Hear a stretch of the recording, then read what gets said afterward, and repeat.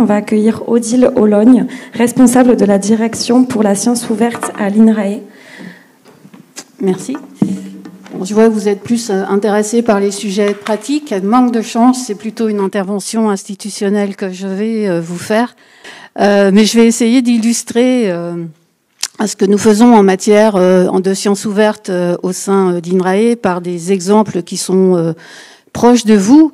Donc c'est direction pour la science ouverte, donc le pour est important. C'est une direction d'accompagnement de la science ouverte. La science ouverte est en fait bien sûr par les chercheurs et les équipes scientifiques. INRAE, donc je pense que vous savez, c'est Institut pour la recherche en agriculture, alimentation, environnement. Mais qui a mis ces questions d'engagement pour la science ouverte au cœur de sa politique institutionnelle. Ça couvre à la fois l'ouverture des résultats, mais aussi l'ouverture à la société, la collaboration avec l'ensemble de la société. Et on a également un volet appui aux politiques publiques important dans nos domaines. Vous voyez qu'on travaille aussi sur des enjeux globaux, des global challenges. Et je voulais juste faire le lien avec un sujet important en lien avec la santé humaine, qu'est celui que l'on retrouve derrière une seule santé, One Health, avec globalement la santé de l'environnement, la santé des animaux et la santé humaine. C'est devenu particulièrement prégnant avec bien sûr l'épidémie de Covid. Et donc on a en particulier un programme international de recherche qui s'appelle PRESOD pour prévenir les maladies, les zoonoses, sur lequel je reviendrai en parlant des aspects data dans le cadre de ce programme. Donc je vais vous parler quand même de la politique sciences ouvertes INRAE et de gouvernance des données, et puis donc une deuxième partie avec des exemples concrets et où j'essaierai d'analyser des impacts académiques, impacts sociaux, en essayant d'avoir une analyse un peu plus large de cette notion d'impact. Pour parler sciences ouvertes, on parle de la politique de l'UNESCO, de la politique nationale. J'ai mentionné cette publication, qui est assez intéressante parce qu'on voit vraiment qu'il y a différentes facettes dans la science ouverte.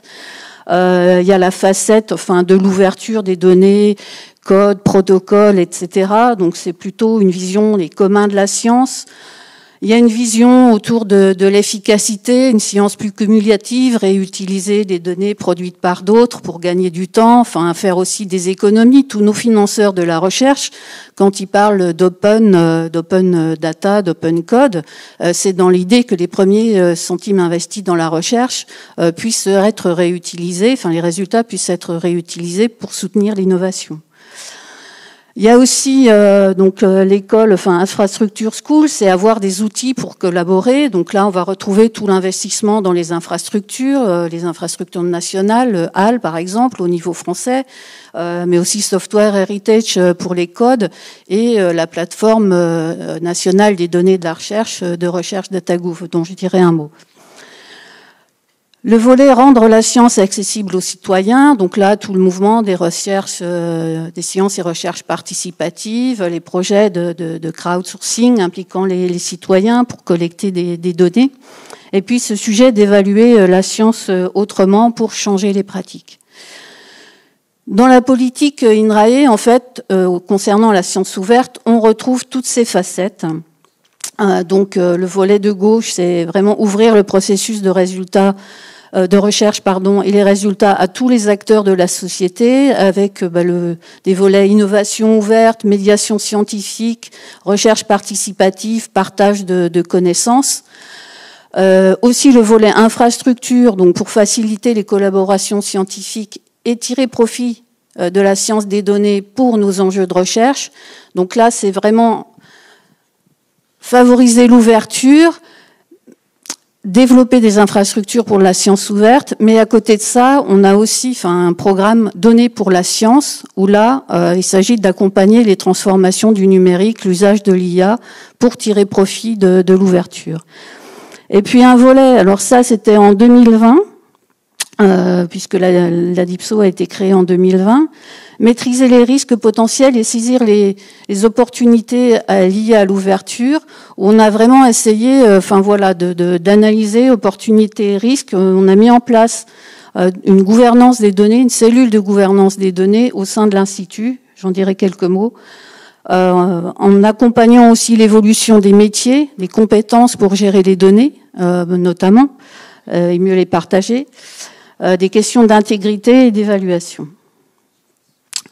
Vous voyez, donc en fait, INRAE met en œuvre une politique de sciences ouvertes pour partager ces résultats avec tous les acteurs socio-économiques, ouvrir les processus de recherche, mais aussi être lui-même utilisateur des données produites par les autres, puisque en gros, les enjeux de savoir qui va tirer les fruits de l'ouverture, c'est important et donc on accompagne ça. Et donc aujourd'hui, vraiment, ces pratiques d'ouverture, de meilleure gestion des informations est un incontournable de nos projets scientifiques. L'autre volet, c'est aussi de comprendre ce que l'on fait autour, de ce que cette ouverture crée finalement. Ouvrir, ça peut comporter des risques de différentes natures. Et la création de valeur à partir des données ouvertes peut être réalisée par des tiers. Et nous avons posé avec notre direction du partenariat la nécessité d'avoir un message cohérent sur l'ouverture des données et des codes.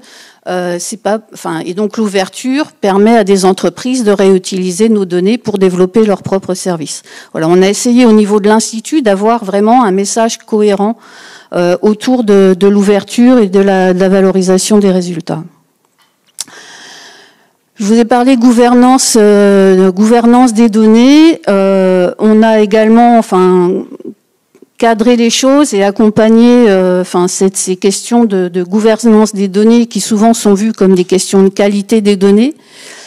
Avec 4 principes. Un principe plutôt scientifique, donc réutiliser et partager les données en respectant les valeurs de la science. Donc en rassurant les chercheurs sur le fait que certes, il fallait ouvrir les données si elles étaient financées sur fonds publics, mais qu'ils pouvaient avoir un embargo sur le partage des données. Donc les données doivent être gérées en vue de faciliter leur découverte et leur réutilisation. Donc tout ce qui a été dit autour des plans de gestion de données, des principes FAIR, on a tout un tas de services pour accompagner ça. Et le premier bénéfice est déjà interne. Le volet réglementaire, donc on va ouvrir, les données doivent être aussi ouvertes que possible et aussi fermées que nécessaire pour des questions de sécurité, de confidentialité, etc. Et le dernier principe, c'est l'ouverture des données qui contribue à l'innovation, à la création de valeur pour la société. La création de valeur, économique ou d'autres, peut être réalisée par des tiers. Voilà. Donc on a travaillé là-dessus pour environner le chercheur à la fois d'outils techniques et politiques pour accompagner le partage des données. Et puis pour finir cette partie sur, je dirais, la partie plus institutionnelle, donc la direction pour la science ouverte, en particulier sur le volet données, est en appui pour la gestion, le partage et l'ouverture. Nous avons un administrateur des algorithmes des données et codes. Tout à l'heure, M. Gissot parlait des AMDAC, donc le M c'est ministériel, là c'est ADAC au sein de l'Institut. Nous avons une cellule gouvernance des données qui rassemble les différentes parties prenantes de l'Institut, la DPO, le RSSI, le fonctionnaire sécurité défense, où on parle, ouverture des données, stratégie d'ouverture des données, quand on a des cas complexes qui nous remontent. Et on a mis en place des réseaux de référents données au sein des unités de recherche. Donc c'est les référents de données opérationnels, donc ils vont accompagner les chercheurs dans la gestion et le partage des données. Et dans nos départements de données de recherche, il y a des référents stratégiques. Voilà, et donc tout ce travail autour de la data qu'on fait depuis une quinzaine d'années, en fait, a vraiment irrigué notre organisation. Voilà. Et la direction pour la science ouverte accompagne les chercheurs, vous voyez, sur le volet publication scientifique, données, sciences et recherche participative, médiation, et INRAE est aussi éditeur. Là, je vais essayer d'illustrer différents exemples d'actions et analyser les impacts, comme je vous l'ai promis tout à l'heure, sur 4 sujets: l'ouverture des publications, l'ouverture des données, l'ouverture à la société, et ce que je vais appeler en dernière partie un peu une diplomatie scientifique internationale et donnée. Donc sur l'ouverture des publications, enfin un peu comme ce que Michel montrait tout à l'heure, donc on a une politique qui est affirmée de 100% de publications scientifiques accessibles en libre accès à l'horizon 2030. Donc nous avons un guide de bonnes pratiques de publication qui dit aux chercheurs en synthèse: vous êtes libres de choisir vos supports de publication, mais restez vigilants. Vigilance en regard des prix à payer pour publier, ou vigilance en regard des éditeurs prédateurs. Ça, c'était le premier point. Deuxième point, différents types de production existent pour rendre accessibles vos résultats. Donc ça peut être des data papers, des software papers, des protocoles, des articles scientifiques, mais aussi les résultats négatifs, qui sont très importants, surtout quand on voit aujourd'hui des programmes de recherche à risque qui se développent. Voilà. Donc diffusez vos publications via les archives ouvertes, ça peut être HAL, ça peut être Archive. Soyez reconnus pour votre contribution et valorisez celle des tiers. Donc les tiers, ça peut être les financeurs de la recherche, bien sûr, ça peut être les citoyens lorsqu'ils contribuent à des projets. Impliquez-vous dans les activités de validation des connaissances scientifiques, bien sûr participez aux comités éditoriaux des revues, mais aussi reviewer des préprints. Voilà. Donc, et ces pratiques sont prises en compte dans l'évaluation et les promotions. Donc là, tous nos guides d'évaluation, retiennent toutes les bonnes pratiques liées à la science ouverte. Et vous voyez que nous atteignons en 2023, donc la source, c'est comme ce que Michel montrait tout à l'heure, c'est le baromètre national de la science ouverte sur les données INRAE. Et donc en 2023, donc observé en 2024, nous sommes à 82 quasiment d'ouverture de publication, mais le palier est vraiment atteint. Je pense que c'est difficile d'atteindre les 100%. La question suivante, c'est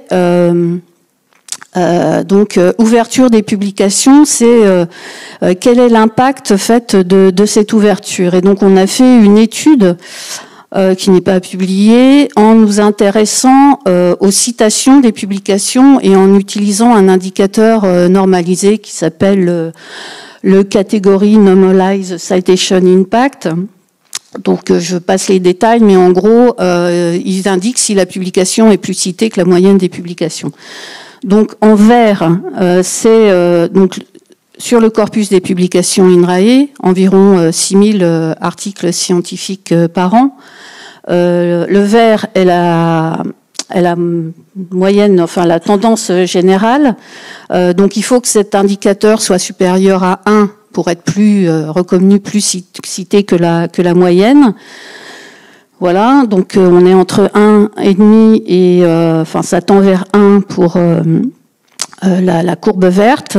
Et la courbe rouge, c'est tout ce qui est publié en licence CBY avec frais de publication. Donc c'est les publications ouvertes. On voit qu'elles sont plus citées que la moyenne et plus citées globalement, puisque, voilà. Et en bleu, ce sont les publications chez les éditeurs douteux. Donc là, on est clairement en dessous et en dessous de 1. Voilà, donc éditeurs douteux, MDPI, Frontiers. Voilà. C'est bien sûr différent en fonction des disciplines. Là, on était toutes disciplines confondues au niveau de l'Institut. Néanmoins, du coup, on peut conclure là que l'ouverture des publications contribue à une meilleure visibilité. Ça n'est pas nouveau. Là, on a à peu près réussi à le constater pour l'Institut.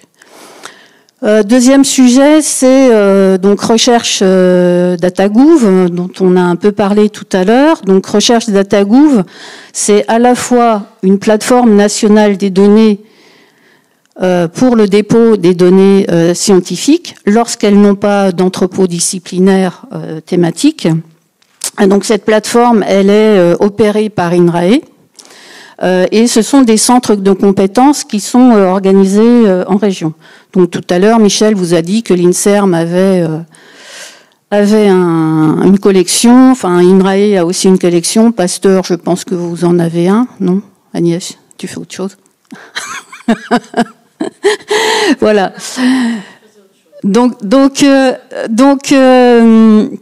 Cette plateforme des données donc permet aux chercheurs de déposer et de partager, enfin d'ouvrir leurs données associées à des publications ou publiées pour elles-mêmes.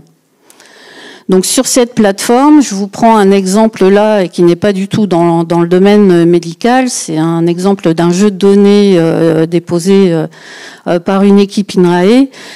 Donc il a été déposé en 2020. Vous voyez que c'est un jeu de données qui a été, il fait partie des plus téléchargés. Il a eu en gros 145 000 téléchargements depuis le dépôt.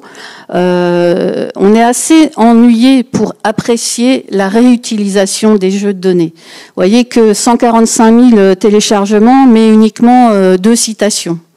Donc la citation, c'est via les DOI dans les références biblio de l'article. Si le chercheur ne fait pas cet effort de citation, ça passe complètement à la trappe. Dans les téléchargements, peut-être qu'il y a des acteurs privés qui téléchargent ces jeux de données qui sont potentiellement intéressants pour alimenter des IA pour faire de la reconnaissance de maladies sur des feuilles ici de vigne.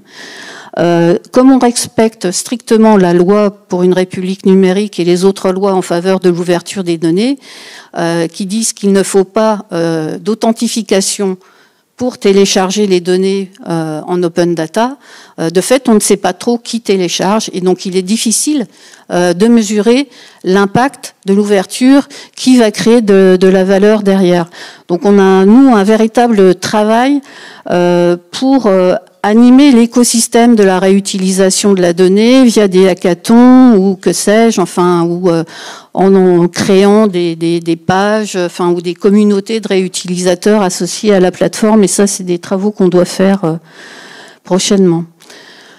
Un autre exemple, ce sont les projets de sciences et recherche participative. Bon, à chaque fois, je vous ai mis les liens si vous voulez approfondir. Donc là, j'en cite 2. Donc Nutrinet Santé, qui est une cohorte auquel INRAE contribue, et puis un projet qui s'appelle CITIC, qui est un projet de sciences et recherche participative autour des tiques et de la maladie de Lyme, avec des collectes de bestioles et des banques de données de ces bestioles. Voilà. Et donc pour évaluer ces projets de sciences et recherche participative, en fait, on utilise une méthode qui s'appelle ACIRPA, qui évalue a posteriori l'impact de projets de recherche sur différentes dimensions économiques, sociales, environnementales, politiques, circulation des connaissances. Donc c'est, comme je le disais, a posteriori. Ça se fait via enquête, et donc on évalue les impacts. Donc là, là c'est une matérialisation donc sur le cas du Nutri-Score, donc qui est associé à Nutrinet Santé. Donc en analysant les inputs, les outputs, les intermédiaires ou les leviers, et en matérialisant ces impacts dans différentes dimensions. Donc à chaque fois, on essaye de comprendre ce que l'on crée avec cette ouverture. Et je vais terminer par 2 exemples, où je parlais de diplomatie scientifique, et de la place de la donnée, en m'appuyant sur 2 exemples. Le premier, il est assez ancien. c'est autour de la 8 initiative, donc qui était une initiative qui a été lancée en 2011 dans le cadre du G20 à l'initiative de la France, qui visait à mettre en place un réseau de recherche international sur le blé. Et en fait, tout le travail qu'on a fait autour de la data pour travailler sur l'interopérabilité, enfin des données du blé, données de génotypage, données de phénotypage, en travaillant sur les standards de données, de métadonnées, les ontologies. Enfin, vous parliez des difficultés pour identifier les médicaments, enfin ou les maladies. Donc, on a fait ce travail. Dans un cadre international, celui de la Research Data Alliance, et du coup ça a permis à notre unité de recherche, enfin qui était opérateur, enfin de système d'information sur le blé, de devenir un petit peu un nœud organisationnel de ces systèmes d'information sur le blé. En fait, ça leur a donné un peu une posture stratégique dans cet univers de la data sur les recherches sur le blé. Et ils ont donc développé un portail qui s'appuie, qui va explorer différentes sources pour trouver les données réparties dans différents entrepôts. Et un autre exemple, qui est moins avancé, et pour finir, donc je parlais rapidement de Présode tout à l'heure. Donc là, le Présode a été lancé en 2021 dans le cadre du One Planet Summit. En fait, on retrouve des piliers, donc le pilier 4, pour prototyper un système d'information globale sur la surveillance des maladies émergentes qui s'associe au pilier 3 pour mettre en place des dispositifs humains d'épidémiosurveillance. Donc tout ce travail de la data, autour de la data qu'on a pu faire, en fait, on retrouve aussi, dans la stratégie scientifique, comme finalement un outil important, je dirais, d'animation des communautés de recherche et de travail sur les données. Voilà, pour conclure. Donc, il y a beaucoup de promesses de la science ouverte. Et on retrouve ça notamment dans la politique de la Commission européenne, on parle d'ouverture pour soutenir l'innovation. Je dirais oui, potentiellement c'est vrai. Je pense que l'exemple du développement des IA génératives aujourd'hui est très très lié aux données ouvertes qui ont été mises à disposition. On parle aussi de faciliter l'interdisciplinarité. Ça, je dois dire qu'on n'a pas encore franchement réussi à le démontrer. Voilà. Est-ce que ça augmente la confiance dans la science ? On lit beaucoup ça. En gros, c'est pas parce que c'est ouvert et accessible que ça augmente la confiance des citoyens. Surtout dans le contexte actuel de fake news. Voilà, donc j'appelle ça un peu des promesses difficiles, même si on lit des choses là-dessus. Donc pour nous, c'est vraiment important de continuer à travailler sur ces analyses d'impact selon différentes facettes. L'impact académique, l'impact social et environnemental. Et puis, le dernier impact, je l'ai appelé organisationnel. J'avoue que je savais pas trop. C'est en gros plutôt lié aux personnes. C'est vrai que quand les participants de projets de sciences et recherche participative, ils progressent en connaissance et puis ils ont plus confiance dans la science parce qu'ils ont été impliqués. Les chercheurs changent de posture. Ils sont certes sachants, mais ils se mettent aussi à portée des citoyens. Et puis, ces sujets autour de la data, pour nous, c'est aussi des vrais outils de partenariat scientifique et des outils stratégiques pour la science. Et donc, c'est vrai que le travail pour rendre les données faires paraît ingrat, mais il y a des vraies dimensions stratégiques derrière. Voilà, je vous remercie.